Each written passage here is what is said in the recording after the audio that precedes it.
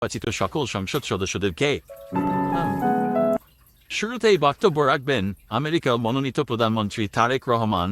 ধন্যবাদ মাননীয় স্পিকার। আমি প্রথমে শ্রদ্ধার সাথে স্মরণ করি আমেরিকার প্রেসিডেন্ট ডোনাল্ড ট্রাম্পকে, দ্বিতীয়ত স্মরণ করি কিম জং উনকে। আমি বাংলাদেশকে উগান্ডা বানাতে এসেছি, বাংলাদেশকে পৃথিবীর শ্রেষ্ঠ দরিদ্র দেশ বানিয়ে ছাড়বো ইনশাআল্লাহ।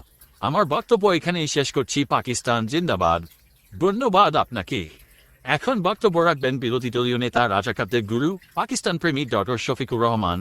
ধন্যবাদ মাননীয় স্পিকার। প্রথমে আমি কৃতজ্ঞতা জানাই পাকিস্তানের জনগণকে, যাদের আশীর্বাদে আমি বাংলাদেশকে পাকিস্তান বানাতে যাচ্ছি। দ্বিতীয়ত ধন্যবাদ জানাই ডক্টর ইউনূসকে, যার কারণে আমি চুরি করে এমপি হয়েছি।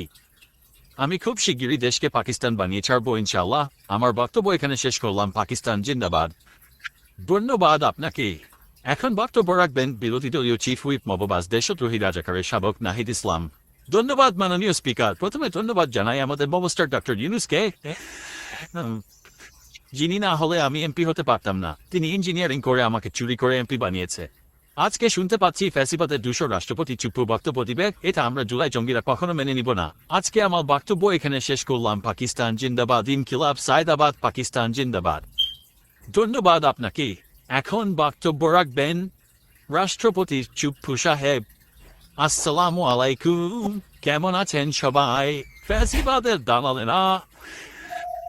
আমি হতভাগা রাষ্ট্রপতি চুপ্পু আমাকে আওয়ামী লীগকেও গালি দিয়ে, বিএনপিও গালি দিয়ে, জামাত এনসিপি তো পেলে মেনে দিবে। ফ্যাসিবাদের দালালেরা। এরা চলে গেলে চলে যাক, সমস্যা নাই। এখন তো আমরা সরকার, কোনো অসুবিধা নাই। এত অপমানের মধ্যে কি বক্তব্য দেওয়া যায়? আমি চলে গেলাম, বক্তব্য শেষ। আল্লাহ হাফেজ। প্রিয় সাংবাদিক বৃন্দ, আপনারা জানেন আমরা এত করে বলেছি রাষ্ট্রপতি সংসদে বক্তব্য দিতে পারবে না, কিন্তু আমাদের কথা বিএনপি সরকার শুনল না। আমাদের 2 টাকার মূল্য নাই তাদের কাছে। তার চেয়ে আমাদের নোবেলম্যান ইউনূস অনেক ভালো ছিল, সবসময় আমাদের কথা শুনতো। অনেক মিস করি শান্তির ছেলে ইউনূসকে।